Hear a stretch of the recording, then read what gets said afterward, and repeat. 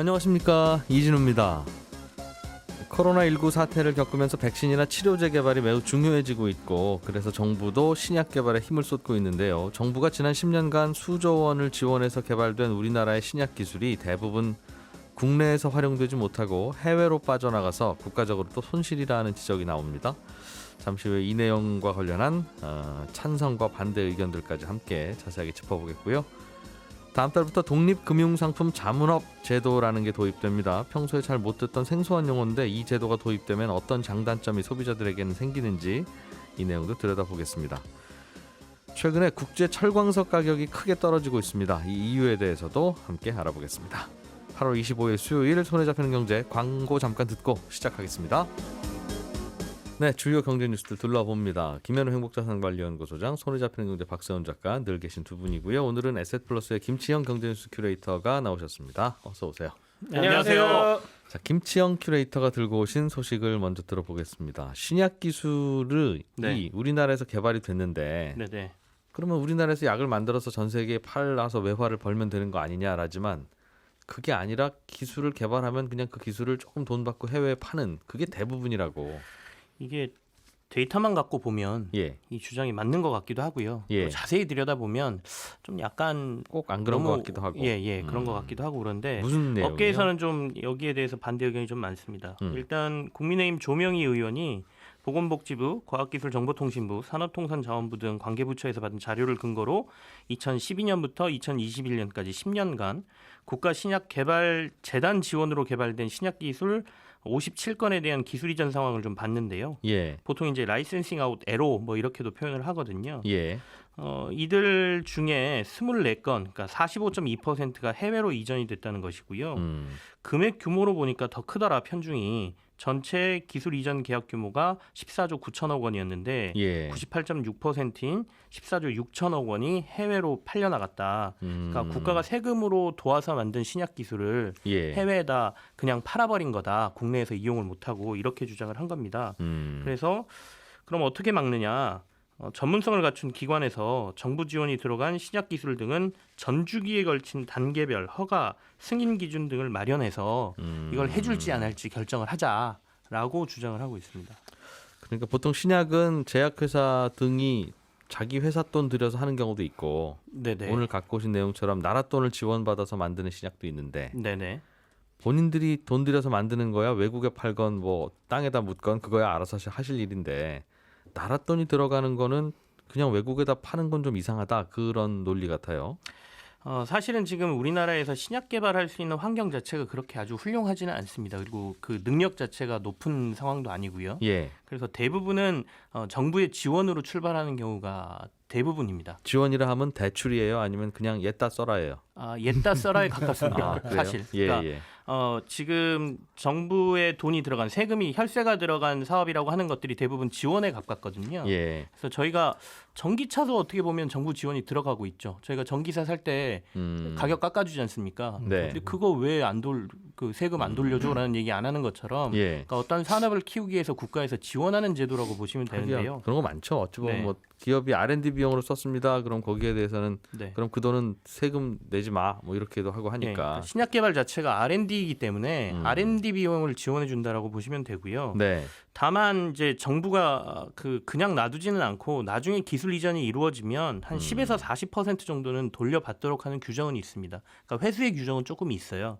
그래서 대기업 같은 경우에는 40%, 중견기업은 30%, 중소기업 규모에서는 10%를 회수한다 이렇게 돼 있거든요. 기술 이전을 해서 로열티를 받으면 돈이 그것에 생기면. 말씀하신 비율을 정부가 가져간다. 그러니까 국내 신약 개발 산업의 육성이 목표이지 이걸 통해서 뭐 지분을 투자해서 나중에 라이센싱이 이루어지고 난 다음에 거기에 비율대로 어떤 이득을 얻고자 하는 건 아니기 때문에 이 부분에 있어서는 육성이 목표다라고 보시면 해석하면 될 것 같습니다. 그러니까 나중에 돈을 벌어도 그 돈을 같이 벌자는 게 아니라 정부가 지원한 돈에 대기업은 40%, 중소기업은 10%만 회수하면 그걸로 끝. 그런 구조인데, 그러니까 조 의원 측에서는 바깥으로 팔지 말고 어떻게 하자는 주장입니까? 좋은 기술인데 국내에서 쓰지 왜 외국 기업으로 팔아버리느냐라는 얘기거든요. 근데 그건 제약회사 입장에서도 우리도 외국 기업에 꼭 팔고 싶어서 파는 게 아니라 우리도 국내에서 잘 쓰면 좋은데 아무튼 이익되는 쪽으로 갈 텐데. 그래서 이제 그 업계에서 하는 주장은 사실 이 신약 개발 단계라든지 신약 개발 환경에 대해서 아주 자세한 이해가 좀 부족해서 나온 얘기가 아니냐라고 지금 얘기를 하고 있는데요. 그러니까 환경이 어떤데요? 일단 아까 말씀드린 대로 우리가 전주기에 걸쳐서 그러니까 비임상부터 시작해서 임상 그리고 임상도 1상, 2상, 3상까지 다 하고 신약 개발까지 되는 흔히 말하는 신약 개발 과정까지를 전반으로 담당할 만한 인력 그다음에 연구진 이런 것들이 사실 좀 부족한 상태고요. 그래서 대부분은 비임상에서 임상으로 넘어가는 단계에서 신약 개발 후보 물질들을 발견해내고 한 임상 1상 정도를 거친 다음에 2상 단계로 갈 때쯤에 라이센싱 아웃이 많이 이루어지거든요. 그러니까 기술 이전이 이루어지는데 그 기술을 사가는 기업들은 대부분 외국 기업들입니다. 왜냐하면 이걸 사가서 대규모 임상을 할 때 또 수많은 자금을 투자를 해야 되는데 이걸 국내 대형 제약사들이 감당을 잘 못하게 됩니다. 그래서 외국사들이 사가돼 라이센싱을 할 때 개발 단계가 앞으로 더 진행되면 마일즈스톤이라 그래서 돈을 조금씩 더 받는 구조.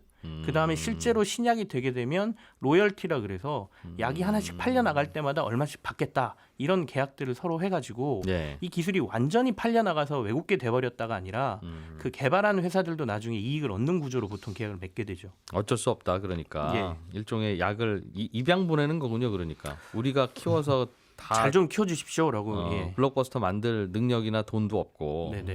그러니 초기 단계지만 유망해 보이니 당신들이 가져가서 돈 더 들여서 개발한 후에 혹시라도 성공하면 우리한테 좀 주고.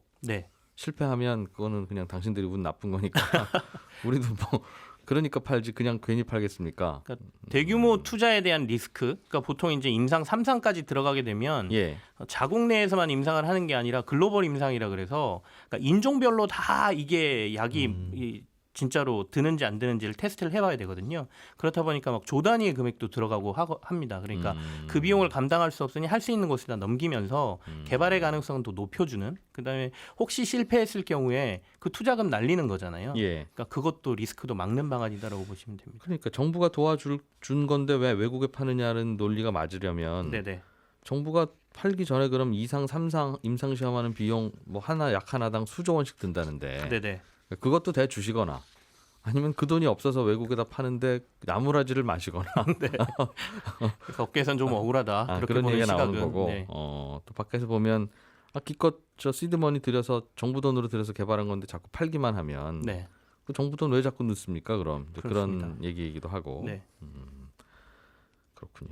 특별한 대안은 없네요. 그냥 아쉽기는 한데 다만 이제 이 그 조명희 의원 쪽에서 주장한 것 중에 몇 가지는 조금 뭐 들어볼 만한 것도 있는 것 같아요. 그러니까 이제 아까 회수율 말씀을 드렸잖아요. 그러니까 지원은 지원이되 대규모로 라이센싱 아웃이 일어나는 좋은 사례의 경우에는 회수율을 조금 더 높여서 이게 다시 들어오게 되면 다시 또 다른 개발하는 신약 개발 회사에 또 지원을 해줄 수 있는 금액으로 남지 않습니까? 그러니까 그 부분은 조금 더 고민을 해보자는 부분은 같이 업계하고 고민할 부분이 있는 것 같고요. 단계별로 기술 이전에 대한 허가 승인을 하자는 주장은 업계에서는 굉장히 반발을 많이 하고 있습니다. 이건 도리어 오픈 이노베이션이라 그래서 여러 단계부터 시작해서 여러 외국사들하고 같이 협약을 하면서 여러 가지 모습으로 신약 개발을 할 수 있는 가능성을 높여가는 게 1번인데 이걸 도리어 막게 될 것이다라고 반발을 좀 많이 하고 있습니다. 단계별로 하자는 게 어떤 얘기예요, 그게? 그러니까 뭐 그 후보 물질이 개발되면 그걸 바로 라이센싱 아웃을 할 수도 있고요. 그러니까 해외에 팔 수도 있고, 아니면 조인트 벤처를 만들어서 외국 기업하고 같이 공동 개발을 할 수도 있고요. 뭐 그럴 수도 있고요. 그러니까 뭐 여러 가지 방법이 있다는 거죠. 근데 단계별로 승인을 하자는 거는 매번 어떤 전문기관, 국가 전문기관이 이거는 외국으로 줄 수 있는지 없는지 한번 판단해 보자. 이건 중요한 기술이니 하지 말자. 뭐 이런 걸 하자는 거거든요. 정부 돈 들어간 거니까 당신들 마음대로 외국에 팔지 말지를 독자적으로 결정하지 말고 정부랑 같이 고민하자. 는 건데 그럴 거면 민간 기업은 우리는 그럼 정부 돈 안 받고 하겠습니다라고 할 가능성이 높다는 거죠. 자율성이 굉장히 많이 떨어지게 되겠죠. 자, 김현우 소장님, 소비자들이 금융상품 가입할 때 이게 어떤 게 좋은 건지 잘 모르는데 물어볼 만한 사람은 그거 팔러 오신 분 그렇죠. 이 유일하다 보니 맞습니다. 마치 식당 들어가서 사장님 이 집 음식 맛있나요? 하는 질문을 드리는 거와 마찬가지여서 그렇죠. 고민이에요. 그거는 객관적인 조언을 받을 수 있는 곳이 지금은 없는데 앞으로는 생긴다는 뉴스입니까? 네, 그렇습니다. 독립금융상품 자문업 제도가 이제 다음 달부터 도입이 되는데요. 네. 금융회사에 속하거나 아니면 금융사로부터 금전적 이익을 받지 않는 독립된 지위에서 금융상품의 가치를 판단해주거나 네. 아니면 가입하거나 해지하는 결정에 도움을 주는 자문을 해주는 업입니다. 예를 들어서 뭐 보험이나 펀드 가입할 때 요거 좋습니다. 요 비중으로 요렇게 가입하세요. 혹은 대출을 받을 때 여기는 금리가 높네요. 혹은 지금 대출을 좀 줄여야 되겠습니다. 이런 예. 자문을 해주는 일입니다. 그냥 김현우 소장님을 주머니에 넣고 다니는 거네요. 네. 그렇죠. 이게 사실 없던 일은 아닙니다. 생각만 해도 든든합니다. 그런데 이제 앞으로는 이런 업을 하려면 등록을 해야만 가능하다라는 거고요.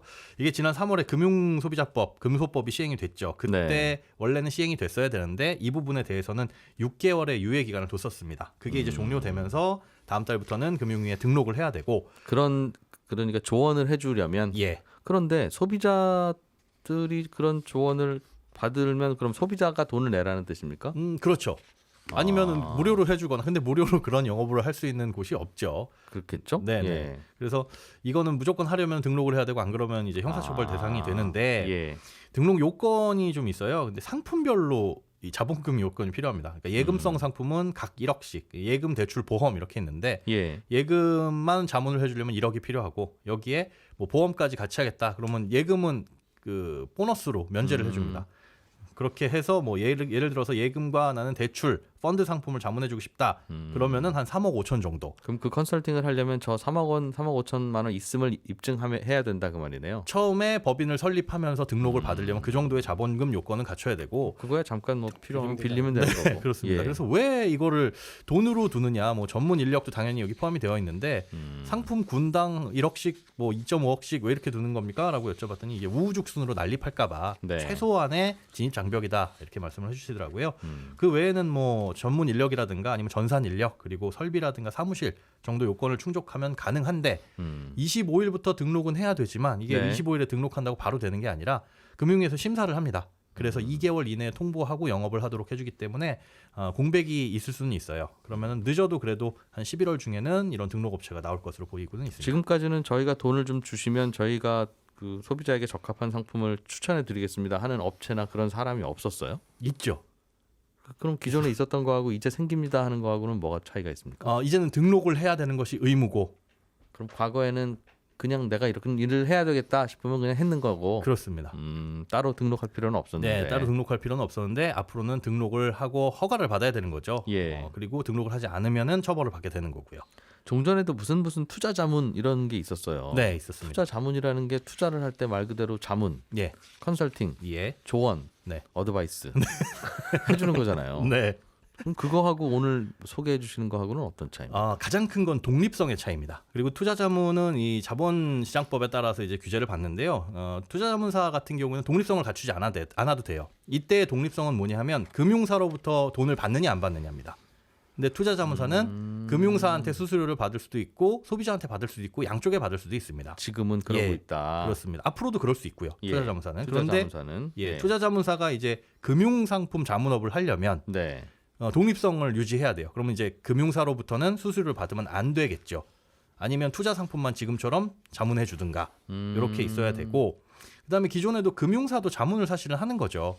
네. 은행에 가면 은행 직원이 뭐 이 적금 좋습니다. 저 예금 좋습니다. 이렇게 얘기를 하잖아요. 예. 그런 자문을 하는데 그럴 때는 이제 금융사의 이득이 생기는 거고 혹은 뭐 보험 설계사분들이라든가 투자권유 대행인처럼 금융사에 속하진 않았지만 모집을 한 거다. 중간에서 중개를 하시는 분들이 있는데 이분들도 이제 금융사로부터 수수료를 받죠. 그런데 앞으로는 금융사로부터 수수료를 안 받고 소비자로부터 수수료를 받으면서 자문을 해주려면 이거는 등록을 해야 된다는 게 핵심입니다. 그럼 앞으로는 무슨 투자 자문 이 간판단 회사나 단체도 있고 계속. 예, 그렇습니다. 이게 무슨 간판을 어떻게 달지 모르겠는데. 차이점은 독립이라는 말이 등록을 해야만 넣을 수 있어요. 그럼 무슨 독립 투자 자문. 예. 김현우 독립투자자문 이런 회사가 앞으로 나올 수 있다. 네, 그렇습니다. 그런데, 안 그러면 독립이라는 말을 쓸 수 없게끔 지금 법으로 되어 있습니다. 근데 그 독립투자자문에서 독립이라는 말을 붙이려면 예. 금융상품을 추천은 해주되 그 금융상품을 만들거나 파는 회사로부터 수수료를 받지 않는 맞습니다. 오로지 소비자들에게만 컨설팅료를 받는 그렇죠. 지금은 양쪽에서 다 받는데 앞으로는 소비자에게서만 받아야 되면 그분들은 소비자한테 더 많이 받아야 되겠습니다. 많이 받아야 되거나 사실은 이게 어떻게 수익 창출을 할 거냐를 생각을 해보면 예. 사실 소비자들이 어디 은행에 예금이 좋을까? 한 100만 원 예금하면서 근데 수수료를 50만 원씩 낼 수는 없잖아요. 예. 현실적으로 기댈 수 있는 게 사실 소비자한테밖에 없는데 이게 이루어질까도 약간 갸우뚱하긴 합니다. 네. 아마 이제 규모가 커지면 광고 쪽으로 해가지고 뭐 광고를 받으면서 광고 수입도 생길 수는 있겠지만 이 역시도 금융사로부터의 광고는 금지돼 있어요. 그러니까 금융사로부터는 그 어떠한 이익도 받아서는 안 됩니다. 안 된다. 네. 그 받으면 금융회사로 이익을 많이 받는 그 상품만 추천을 해주겠죠. 좋다고 추천해 줄 거니까. 네. 그런데 재미난 건 금융사가 소비자가 될 수 있습니다. 이게 무슨 뜻이냐면 그 독립자문사에 가가지고 예. 저 이런 상품을 출시를 하려고 하는데 어떤지 자문 좀 해주세요. 하면서 금융사가 자문료를 내는 소비자가 되는 건 가능하다. 그리고 나서 그 상품 출시하면 그거 팔아주는 겁니까? 그 독립 자문업자가? 글쎄요. 아마도 그렇게 되겠죠. 그러면 그래서 약간 그러면 갸우뚱. 돈을 그냥 조금 먼저 받는 셈인 것 같은데. 그러니까요. 이게 이제 자문료로 받는 거는 가능하다고 되어 있어서 이게 참 힘들어요. 그래서 네. 사실은 많은 금융 상품들을 우리가 추천하고 추천받고 하는데 네. 대체로는 그 돈이 어디서 나와, 그분 인건비가 어디서 나와 그러면 그 금융 상품 팔면 남는 수수료니까. 그렇죠. 딱 나에게만 좋은 네. 상품을 추천해주기가 어렵겠죠. 어렵죠. 많이 남는 거 추천하겠죠. 네, 그런 것을 방지하고자 이런 제도를 두는 건데 과연 그러면 이런 업을 하면서 돈을 벌 수 있을까는 의문입니다. 식당에 들어가서도 오늘은 뭐가 맛있습니까? 그러면 식당 주인 아저씨는 식재료 많이 남은 그렇죠. 그 메뉴가 예. 오늘의 메뉴입니다. 추천해 줄 수밖에 없는 거니. 네, 맞습니다. 운이 좋으면 맛있을 수도 있는데. 예. 기존 금융사가 그 독립금융상품 자문업체 별도로 차려가지고 네. 그쪽으로 좀 유도할 수 있지 않아? 예를 들면 세운 파이낸스가 네. 김현우 독립자문업체를 만들게 한 다음에 그렇겠네요. 네. 제 거리 쪽에서 팔 수 있게끔 할 수 있지 않아요? 이게 등록 시에 그 법인이 금융업을 겸용하고 있거나 아니면 계열사로 두거나 특수관계에 있거나 이거는 따집니다. 그런데 진짜 제3자를 법인으로 둬가지고 네. 예를 들어서 A 은행에서 네. 그냥 전혀 이름 상관없는 가나다 독립 자문 이렇게 두고 은행은 A 은행이 좋답니다. 그쪽으로 가세요. 해도 사실은 지금 막을 수 있는 방법은 없죠. 없습니다. 이제 하면서 보완이 필요한 그런 게 부분일 것 있어요. 같아요. 예를 들면 김현우 독립자문 이거는 있는데 네. 겉으로는 독립인데 네. 김현우 만두집 이런 걸 별도로 하나 김현우 소장님이 따로 운영하고 예. 그 만두집의 만두는 S생명으로 계속 납품하고 네. 그런 느낌입니다. 그러면 이제 김현우 독립자문에서는 자꾸 S생명 상품만 소개해주고 그럴 수도 있다. 네. 구조적으로는. 이게 추진된 지 굉장히 오래되긴 했는데 사실은 그거 막으려고 하는 거거든요. 그러니까 은행에서 사면 자기 은행 상품만 파니까 그러니까요. 진짜 독립적으로 소비자한테 필요한 것만 자문해주는 실력자를 키워보겠다라는 건데 예. 시장 상황은 딱히 어떻게 될지 모르겠어요. 자, 박세훈 작가님이 준비해온 소식은 철광석 가격이 최근에 네. 많이 떨어졌어요. 그렇습니다. 얼마나 떨어졌습니까? 제가 송경제 비공식 원자재 가격 취재 담당이지 않습니까? 예. 지난 5월이었나요? 제가 이 시간에 철광석 가격이 최대치로 오르고 있다 이런 얘기 했었는데 3개월 만에 정반대 얘기를 하게 됐습니다.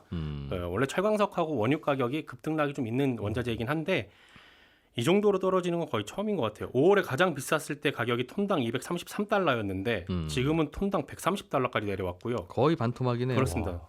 3개월 만에 100달러 정도 빠진 건데 낙폭이 큰 것도 큰 거지만 내리는 속도가 너무 빨라서 이건 좀 이례적이다라는 평가들이 나오고 있습니다. 갑자기 왜 이렇게 철광석 가격이 내립니까? 다양한 해석들이 나오긴 한데 가장 임팩트가 큰 설명은 중국에서 지금 철광석을 예전만큼 안 사려고 하기 때문이다라는 해석이에요. 예. 철광석이라는 게 철강 만드는 주재료인데 네. 중국 기업들이 예전만큼 철강을 만들려고 하지 않고 있고 그래서 철광석에 대한 수요가 줄고 그래서 철광석 가격이 이렇게 급격하게 떨어지고 있다라는 해석입니다. 그러면 그 이유를 알기 위해서는 중국 기업들한테 물어봐야 되겠네요. 그렇습니다. 왜 갑자기 안 사십니까? 네, 근데 중국 기업에게 물어볼 수 없어서 다양한 해석을 좀 붙여보자면 중국 정부의 정책이 크게 두 가지로 변했는데 예. 하나는 시진핑 주석이 작년 유엔 총회에 가서 2060년까지 탄소 중립 목표를 달성하겠다라고 했거든요. 그러니까 탄소 배출 줄이겠다는 겁니다. 예. 탄소 배출을 많이 하는 대표적인 제품이 철강이거든요. 이거 만들 때 탄소 많이 나오니까. 제철소에서 철 만들 때 탄소가 그렇습니다. 많이 나오니 그렇습니다. 제철소에서 철을 만들지 마라 가능하면. 그렇죠. 그래서 중국 정부가 계속해서 철강 생산량을 줄이고 있는 게 첫 번째 이유고 두 번째 이유는 중국 정부가 국내 경기 살아나니까 철강에 대한 수요가 많아지거든요. 예. 그래서 그동안 철강 회사들이 해외로 수출하던 걸 사실상 못하게 막고 있습니다. 그러니까 철강 생산을 전보다는 줄어든 그 물량도 가급적이면 국내에서 쓰게 하려는 겁니다. 대표적인 정책이 증치세 환급 폐지라는 거예요. 증치세라는 건 우리로 치면 부가가치세에 해당하는 세금인데 예. 그동안은 중국 기업이 다른 나라에 철강을 수출하면요. 증치세를 환급해 줬었어요. 이게 한 수출 가격이 13% 정도 되는데 중국 철강 회사들한테. 그렇습니다. 수출 가격에서 13%만큼 환급을 받으니까 철강 가격을 그만큼 낮출 수 있었죠. 그게 중국 철강 가격이 상대적으로 저렴한 이유였는데 예. 요거 안 하겠다는 겁니다. 안 하고 있습니다.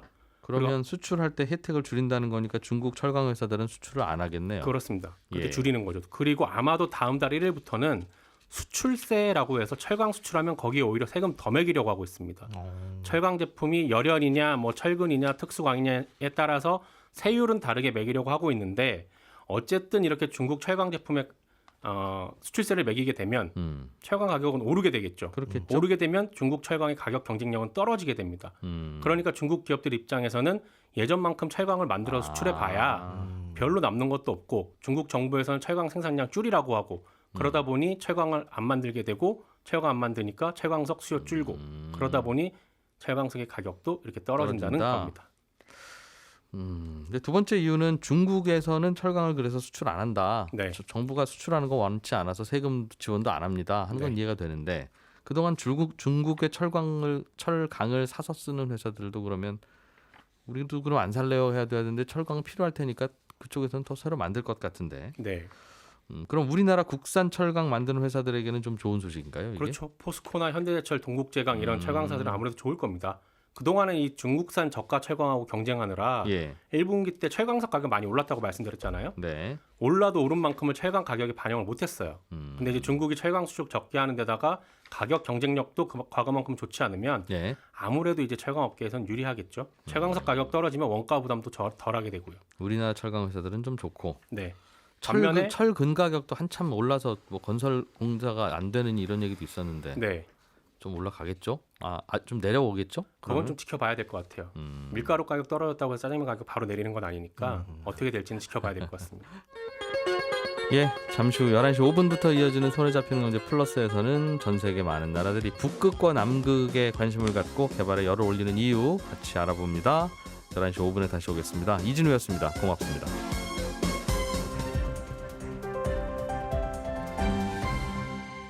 경제를 생각하는 사람들의 즐거운 습관. 이진우의 손에 잡히는 경제.